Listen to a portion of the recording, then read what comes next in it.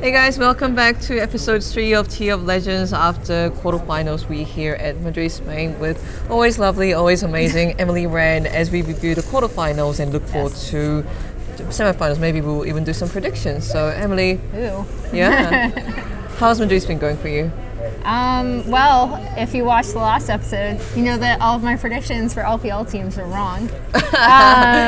You loved them so much that you didn't believe in them. Yeah. That happens, yeah. So I didn't believe in, I want to clarify, I think, why I didn't believe in each of them because there are different reasons and kind of go into talking a little bit about FPX Fnatic because I wanted to point out some stuff in that game. So IG, we know that they have the ability. The reason why I didn't pick them is because they are a very volatile team, and then on top of it, Ning hadn't had the same kind of synergy with the rest of the team that he had previously last year. So, but as you saw from IG, we saw we did have that mismatch in the top lane. I'm not going to pick on Sword anymore because Reddit has already been way meaner to him than I ever could be. But I think the big thing is that IG slowly look like, I wouldn't say they're like quote unquote back. I still don't think they're as strong as they were last year at this point in time. But I do think that they keep looking better and better the more Ning gets to play with that team. Okay. FPX, I maintain that they have like a really firm play style and like very firm identity of what they want to do. And Fnatic basically let them do exactly what they wanted to do. And it goes beyond the Doinby Rise pick, although I think like that's a microcosm of how this FPX team wants to play, right? Because Doinby doesn't pay as much attention to how he sets his wave. He just kind of pushes it and then he wants to roam.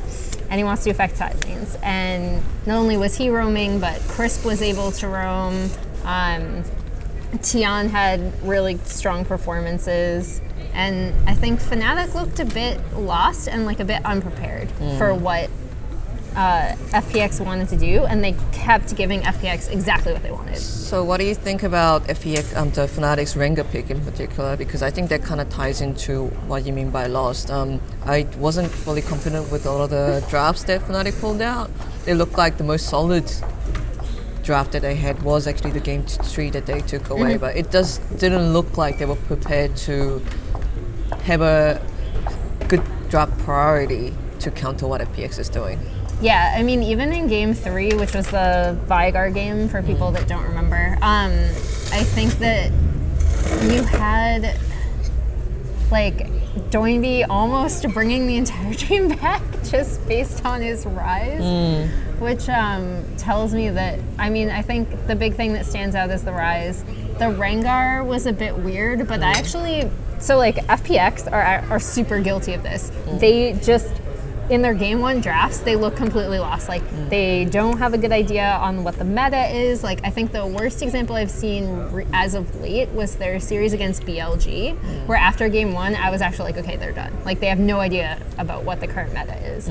Obviously they won, and they ended up winning LPL shortly after against RNG, but that was the most surprising thing, is that in game 1, it was Fnatic who had a really, let's just say like experimental draft, the double cat draft, because you had Yuumi and Rengar.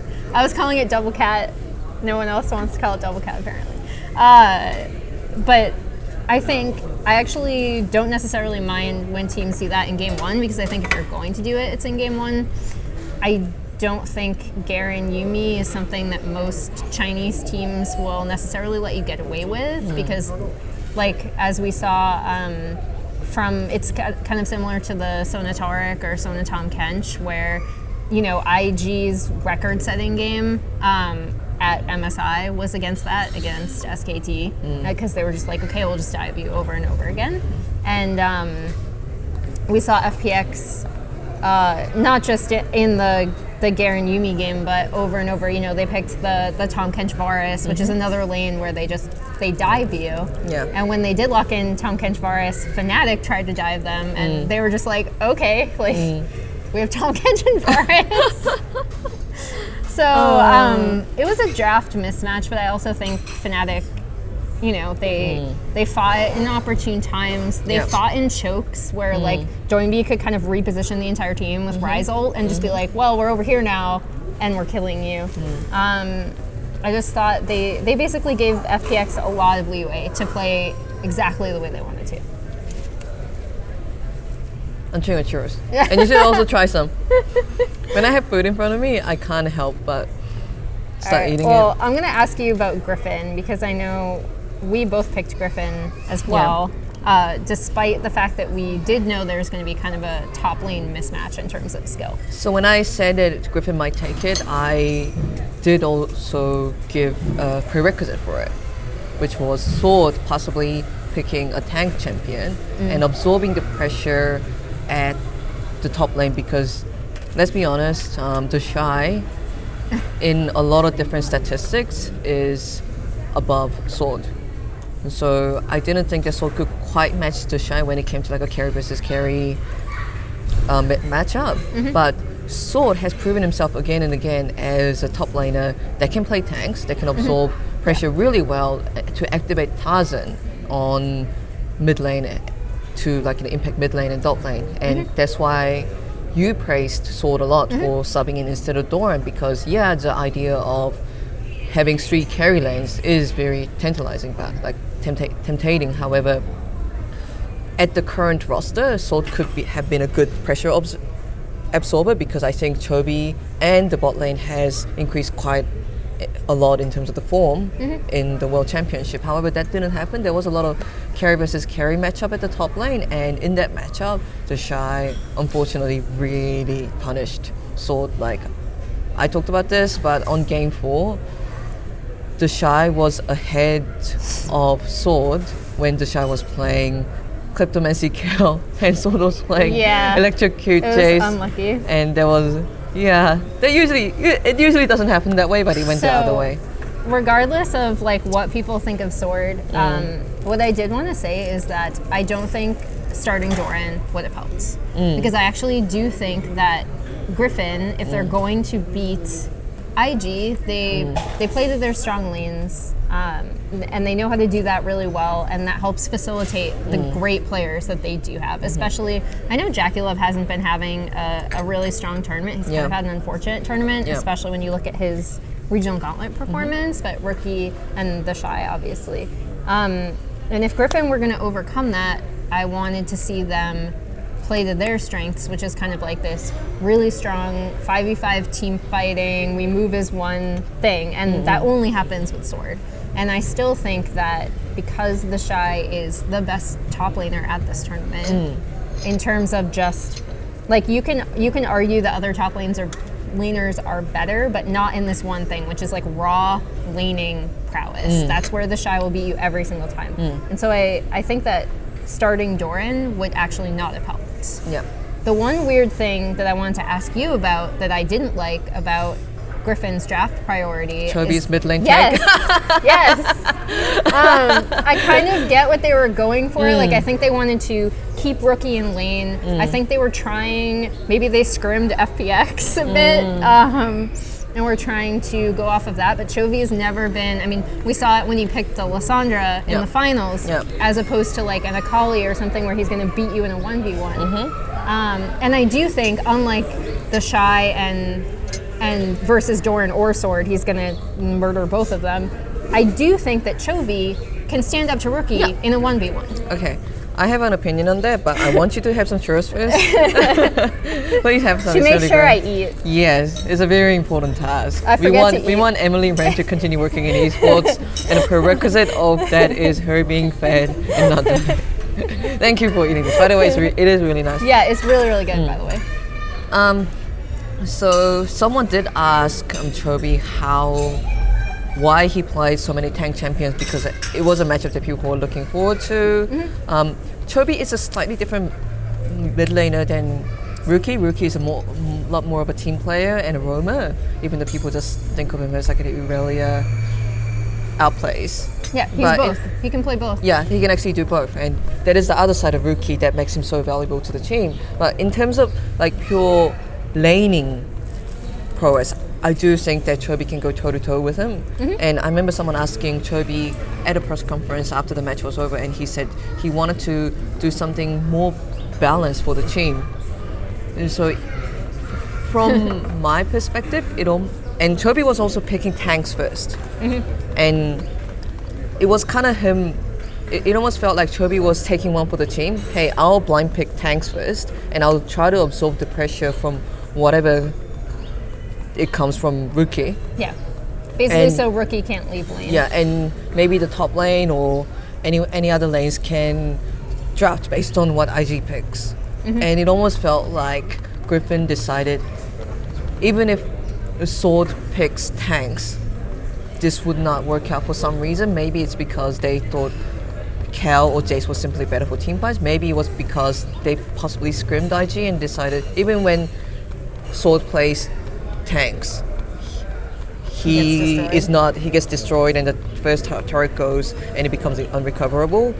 So in order to balance the damage and in order to give the later pick, Chobi picks tanks and gives Sword the carry.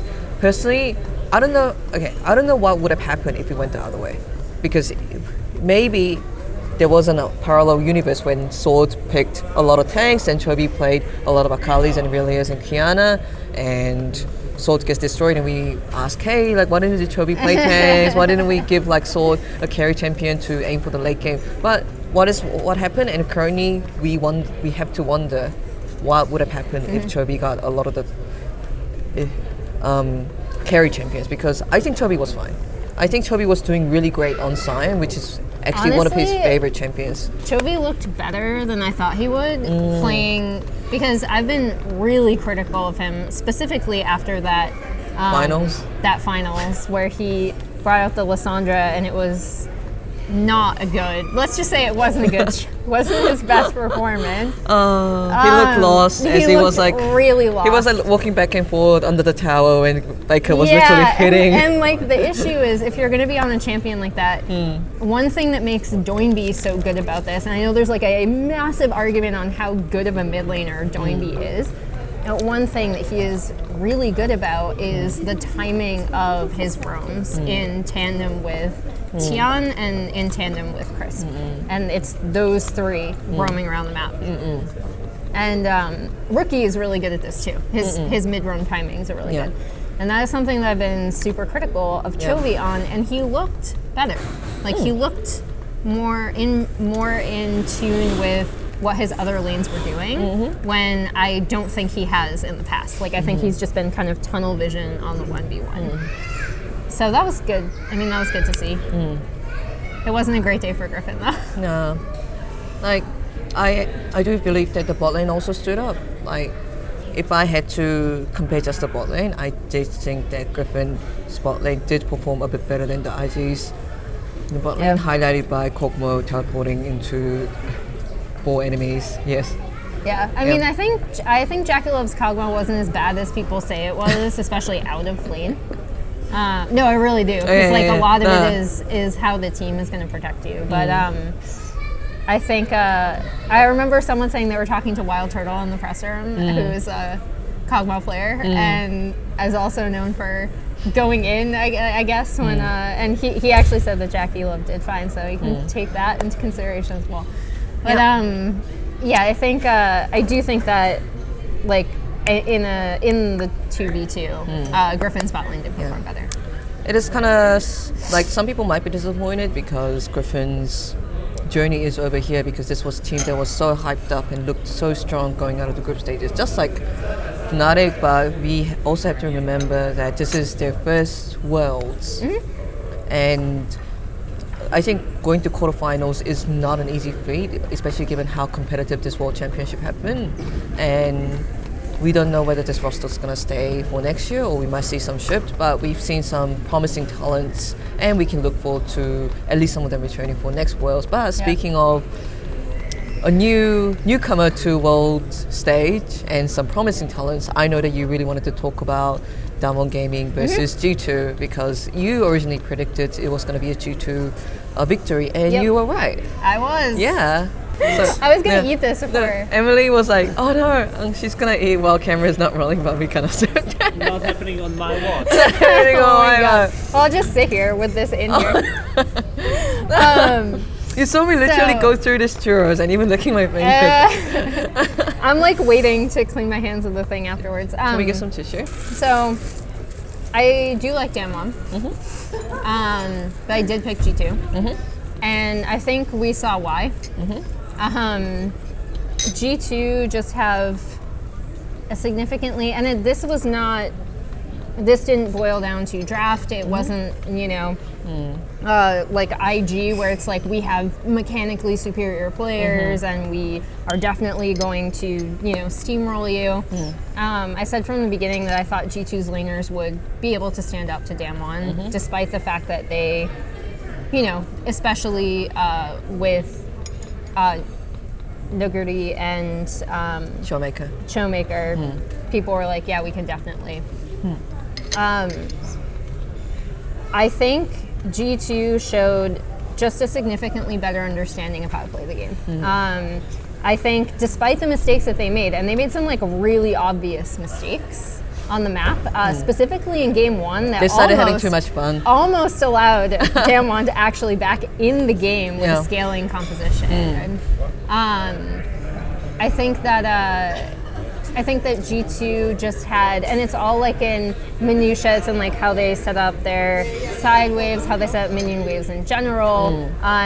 Like back timings was an absolutely massive one that I noticed, where they had much better resets than Damwon did. And typically when Damwon had a strong reset, it was because G2 kind of left an opening for them. I think that, again, we just saw that G2 are a much more flexible team, a much more experienced team. They're really comfortable, and they also don't get tilted. Yeah, I mean, like, you can't really, like, G2 are not emotionally volatile in the same way that IG does. Even if they give away advantages because they start having like too much fun or like happy games, as they say. That's their secret. They're always volatile. So in that way, they're consistent. And then obviously, I think the last game was just really insane G2 performance that I loved to see, because it also showed that G2 can play, and it's something we've always known, but I don't think there's been as clear of an example of it at Worlds as there was in that game, where you have Caps in top lane every wave almost. Just absolutely murdering Nuguri. And that shows... And Showmaker could not do anything about it. And they were also, keeping Nuclear down the entire time. That shows the trust that the players have for one another, which I think is really, really important. It just that shows that they're not afraid to take risks. Like sending your jungler and the mid laner to top every 2 minutes is a very, very risky thing to do, but they did it anyway. It shows their map awareness and how flexible and seamlessly they can move around the one map. So I agree with you that it ticked every box on what are the G2 strengths. Yeah. And I mean, Damwon shouldn't be ashamed of themselves. Like, I think this is a team that's like really, really young. I think they might want to look at maybe some other bot lane options, because Nuclear does not have the largest champion pool. But I think that all in all, like, I know that you never want to hear this when you exit a tournament, but I actually really think that Damwon can be proud of what they accomplished here. And I think it's only, especially for Showmaker, Canyon, and Nuguri, they're all going to be like superstars if you don't think of them as superstars already. Like, people have to remember, this team around Worlds last year was still fighting to get into LCK. Yeah. It only took them like in a span of 12 months to go from, I think they were as low as 8th place at one point, and they kept climbing up. They went to playoffs, they failed the first time, and they went to playoffs again, and they went to Worlds, and like they went through plays, they went through group stages, and now their journey ended on the quarterfinals. But it's just that when I see Damwon roster, I see so much potential. at the press conference after the match, Coach Kim was talking about how some of the players got a bit emotional and stubborn about certain picks and bans. So from that, I can maybe deduce that, hey, like emotions run high, especially if it's a big stage like quarterfinals, and like Nuguri's like, I have to play KL, or maybe Showmaker saying, I have to play a certain champion. It could have happened that way, but those are like wrinkles that can be smoothed down, and they have already proven that they kill the European West solo queue. Like they all have insanely high ceiling. And all they did was seemingly play solo queue. Were they sleeping? Just like how I want Emily to eat, I want to look at them and say, it's really cool that you're making like Caps jealous by taking his #1 spot and everything. But are you sure you're eating properly? Are you sleeping? Are you sleeping? I want you to be happy. But if they get the teamwork right, and if they increase the champion pool, if they become more calm and composed at a bigger stage, I would not be surprised at all to see this roster come back to Worlds next year. Oh yeah. Yeah. I don't know what's going to happen.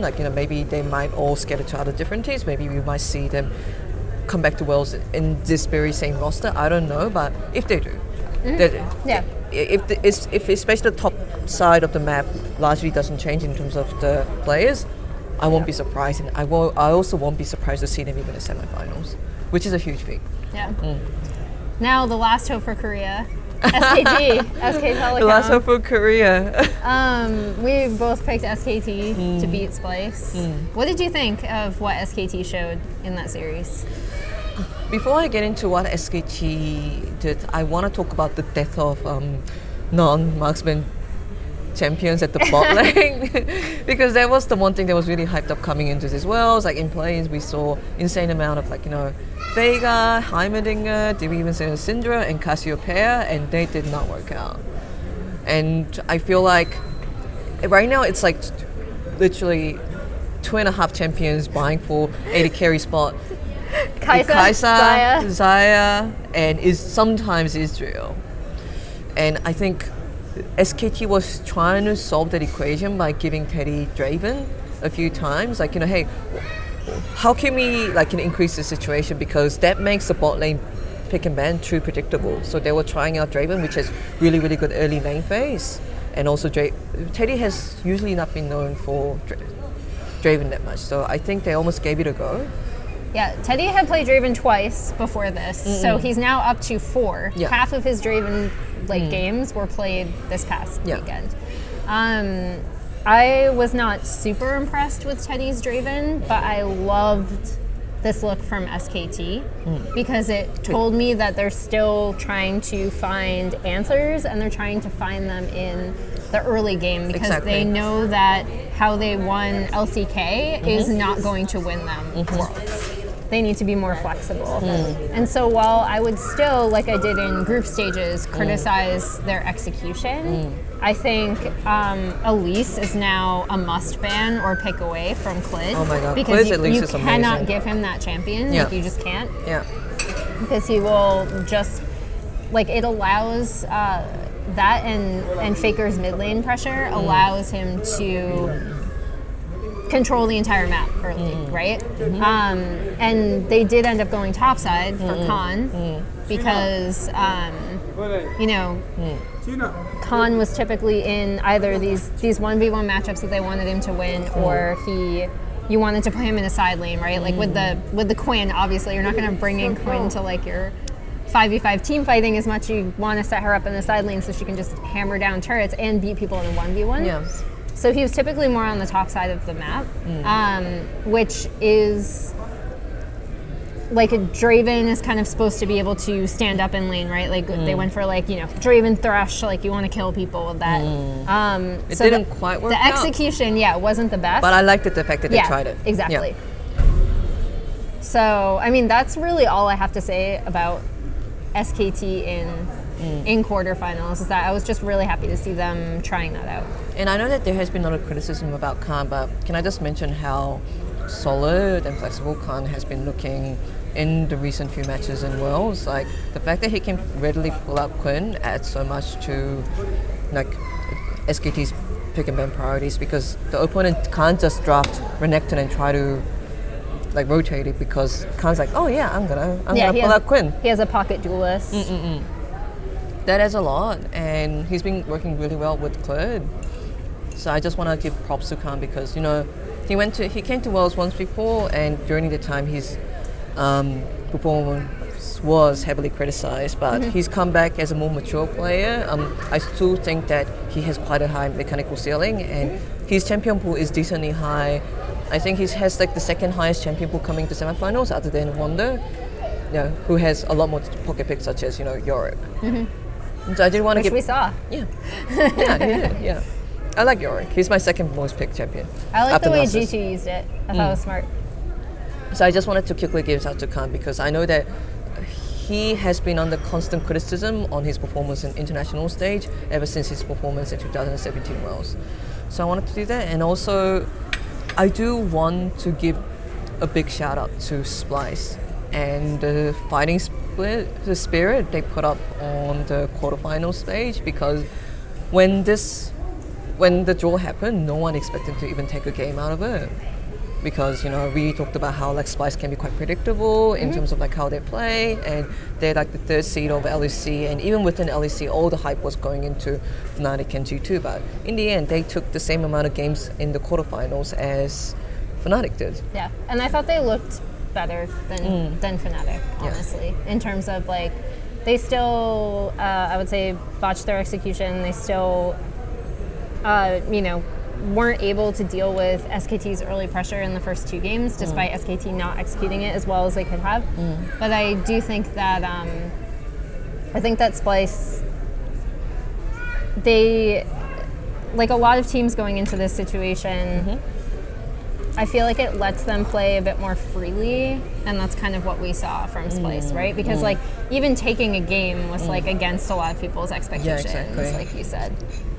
I'm just happy for Cersei, who started his World's journey by meeting his eyes with Faker and Faker slightly nodding at him, which was an occasion for celebration for him. Then he shook hands with Faker, and then he had an insane game on, what is his name? Rek'Sai. Yeah. I always get confused between Rek'Sai and other boy champions. Like, I was like, don't fuck it up. Okay, so they had an insane game on Rek'Sai and even taking a game against SKT. So props to the fighting spirit that Splyce has shown when Splyce walked up to the stage, even though they got defeated, and bowed to the crowd. That was one of my highlight moments of the entire tournament. Yeah.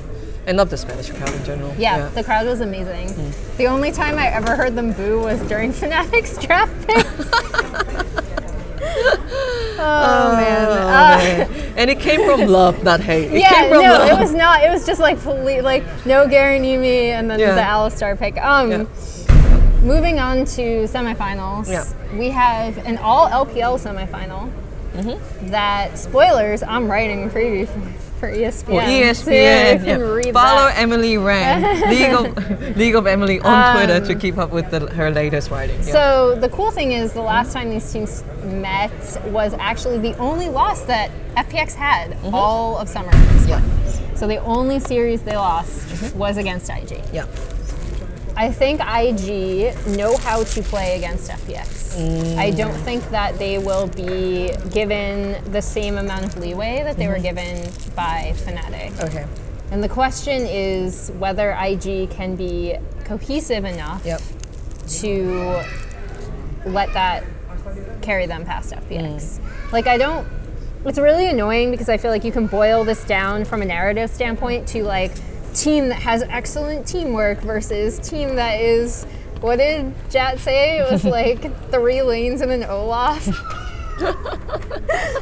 So I think it's like still my absolute favorite description of IG of all time. So thank you for that.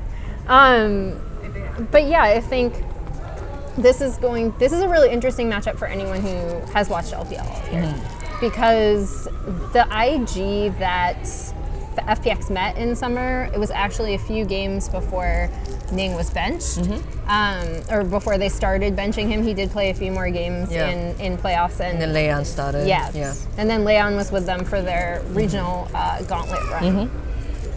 And I think that in in a matchup where Ning is communicating better with his lanes, which still just means that he's probably going to be camping. Let's be real. Okay. He's probably going to be topside a lot. Yeah. Maybe before even the minion lane. Yeah. But I still think that if IG, like we saw a different level from IG from groups to quarters, right? If they continue increasing at that pace, I think this is IG's to lose. Okay. Just because I do think that they have shown in the past that they know how to shut down FPX. And I don't think that, I do think that Rookie will pick something that is going to be difficult for Doinb to get out of lane. They're going to force him on more melee champions. As much as people love to talk about Doinb's Nautilus, the last time he played it was actually against IG in the loss. And I think if they keep him on those like melee tanky bruisers, I think it sometimes limits actually how much roaming he can do. So even though I think FPX have this kind of core of three with Tian, Crisp, Doinb, and they have excellent cohesion, I think that this should be IG's. So I'm picking IG against my better judgment because if you've paid attention to any of my predictions in the past, every time I've picked IG, they've lost. Oh, really? Yeah. Okay. I picked Fnatic to win last year's World Championship, by the way. What? What's your score? I think it's going to be, I think I'm going to go with 3-2. Okay. I was trying to decide between 3-1 and 3-2. Yeah. Because I do think these teams are more evenly matched than people would think. But I still think IG is going to come on top. Okay. I think you covered most of the points that I wanted to make. Even though, yes, Jackie has been slightly underperforming since his playoff stage, because in playoffs he was literally like dragging that IG team into. He dragged IG to Worlds, by the way. Yeah. I want to hold the cup again. We're going to Worlds. It's like a drag, like push them and just like. Not the playoffs, the regional gauntlet. Yeah, sorry, I was talking about the regional gauntlet. But now the Shy and Rookie is kind of repaying him. But that being said, we will carry your Kog'Maw. Yeah. The bot lane, purely the lane phase, the bot lane phase of FunPlus Phoenix is not the highlight of that team. Like Crisp is quite known, but he's also known for roaming and impacting other side of the map. So purely just on the 2v2 bot lane zoomed in side of things, I think IG would at least go toe to toe with LWX and Crisp. Because Crisp is more not. He is also a strong laner, but he's more about how he impacts the entire map. Yeah, that's his value to the team. And I think Gingun is unfortunately the least expectant top laner going into semifinals among Khan, Wonder, and the Shy. And Wonder, I think, I would agree with that. Yeah, I'm being polite. No, I mean I don't think this is saying Gingun is bad. It's just that the top laners that are left are all really strong, and he's going up against, in my opinion, the best one in terms of laning. And this is a top laner that can, like I said, be ahead in CS on Kayle against Jace. So it will be quite difficult to ban him out, or like even when he picks Kayle, they may have to give some attention to top laner, like to prevent Gingun banning solo kill. Then I think it's actually gonna shift the drive priorities a lot. Like, oh my god, do we ban Kayle? Is he gonna pick Jace anyway? And if we pick Jace, what happens? Like, is he gonna randomly pick Fiora? Well, and it also limits Tian's pathing, right? Because like if he has to keep contesting topside, because that we know that's where Ning is gonna be, right? I mean, yes. Until they get the Rip Herald. The truth hurts, guys. Like until he gets the Rip Herald, we will be at topside. Yeah.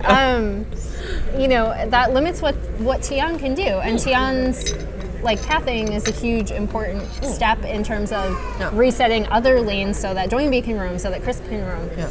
And I think that is also another reason why IG have a slight upper hand here. And it's not like Rookie's gonna give Doinb much free room to roam either. So I also agree. I do think that IG is gonna take it, but also my prediction has been quite bad in the quarterfinal, so take it with a grain of salt. It's just from my pure analysis. Yeah, this is all for fun. Quick. Oh my god, why is this always when I'm eating? Because you always Maybe eat. because you eat only when I turn off the camera so you start the recording. And this is coming on in the episode. Okay, we'll think about it. But how do you rate the chocolate? We got the zero sugar one. Oh, by it's the actually way. really good. It's I love amazing. it. Yeah. Spanish churros and chocolate. We approve. Highly recommend. We can't say where we are. Yeah. Because that was part of the condition of filming. Which is weird. We would have been completely okay promoting this. Yeah, place because we this totally would place have. is great. Yeah. Just ask us on Twitter or Yeah, something. just ask us and we'll slide into our DMs. Hey, where's the churros? Where's the chocolate and churros place? Okay, final prediction. The other semifinals, which is already being hyped up as the semifinal, the one that might actually break the view records, the one that might just become 2016 SKT versus Old Rocks, even though I don't know what the eventual outcome's going to be, is G2 versus SKT. Yes.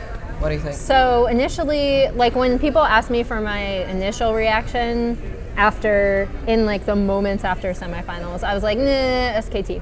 But thinking about it more, I'm actually switching. I'm going to G2.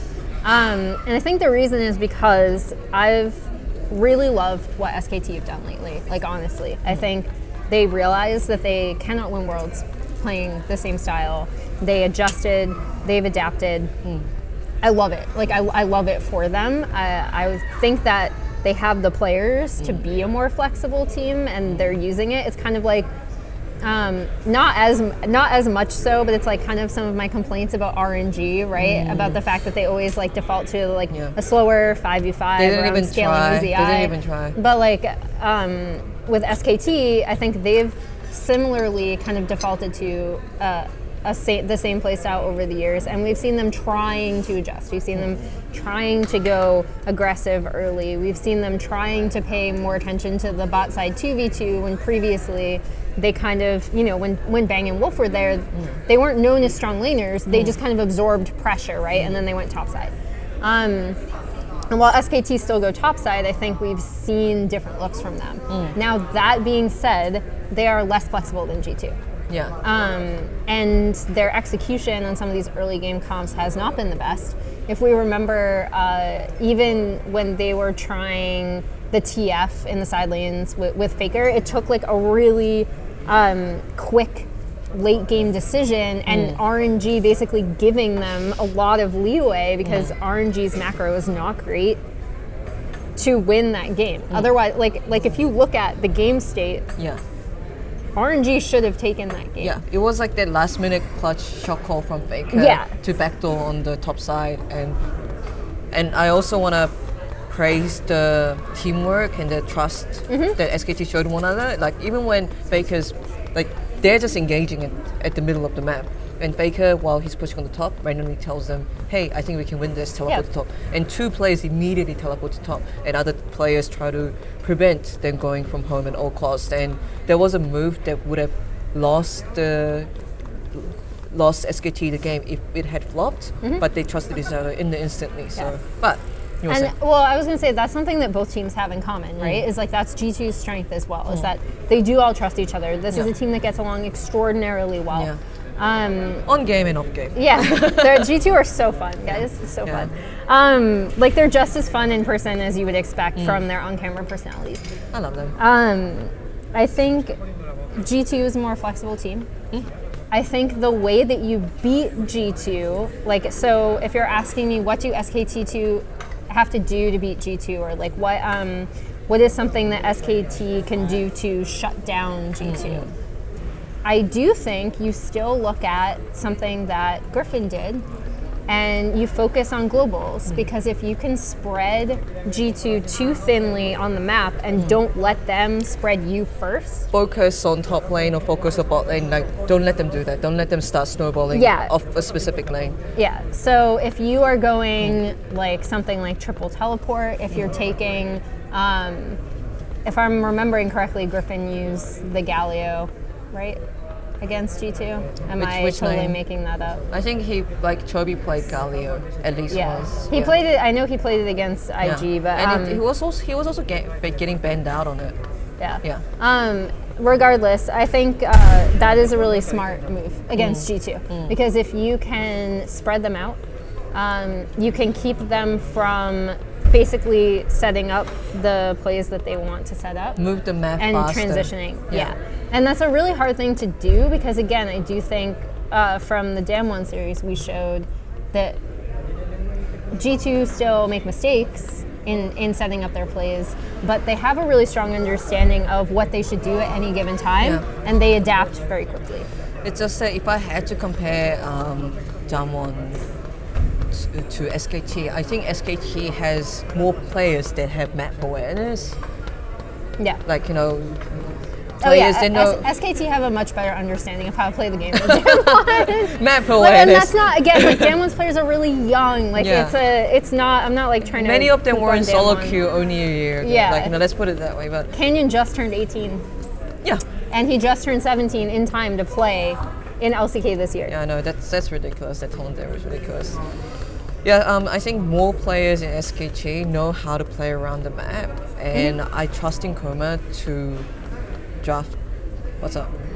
So Alex, the videographer, is looking at the churros, and I'm asking him if he wants the last churros. Eat it. Eat it. Eat it. Talking about how I was drinking maple syrup, by the way, when I lived in Vermont. I think SKT will have a better chance against Damwon because I think they have a lot more foundation as a team. Against G2, you mean? Against G2, because that's what G2 has in abundance of.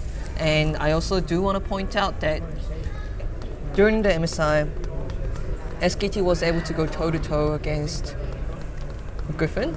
And, sorry, no, not Griffin, G2. I always get them on the way, right? Yeah. So, Yeah, the last series was really close. Yeah, it was really close, and if you take a few misplays away, SKT would have won MSI, and we would be looking at a completely different narrative. And I think SKT has improved miles since that MSI semifinals. Like, they have much better teamwork, they're much more flexible. The meta actually suits them slightly better, I reckon, because with more marksman heaviness on the bot side, and some of the champions that Faker and Khan really likes are sitting in the top and mid. So I think it's going to be an even much closer game than MSI, if that is even possible. But I think G2 has also improved, so I do also have to give it to G2. Yeah. And I'm also going to hope that I'm wrong because I'm not secretly biased for LCK, and I really do like the both teams, but I'm going to predict G2 victory purely based on what I saw. Yeah. I think it's going to be 3-2 G2. I also think that this could be easily a game that's decided by draft. So it could be one of those matches where you go back and you're like, this is so close to call that I have to see the draft beforehand. But I honestly think these have the potential to be the best semifinals matchups that we've seen, like, as a whole. Obviously, SKT Rocks is like the best series I've ever seen at a World Championship.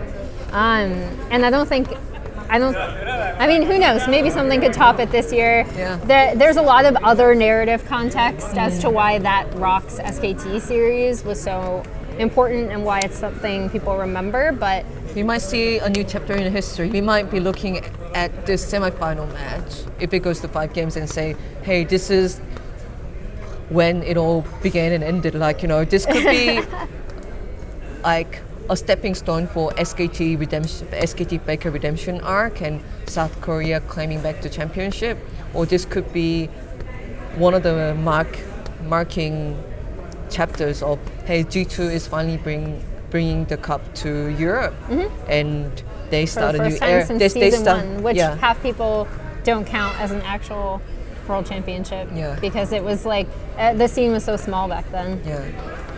So whichever way it goes, and I hope it's gonna go to 5 games. Whichever way it happens, I really hope for 5 games. It's gonna be a very, very important match, not just for those teams, but for the narrative in the League of Legends esports scene. Not just for this tournament, but for the entire year, and maybe years after it. Yeah. The implications are so big. Yeah. I love all 4 semifinalist teams, despite the fact that I rag on IG and FEX constantly. Yeah, it happens. We do it for love. We do it out of love, Watch me rag tough love. Watch me rag on Griffin.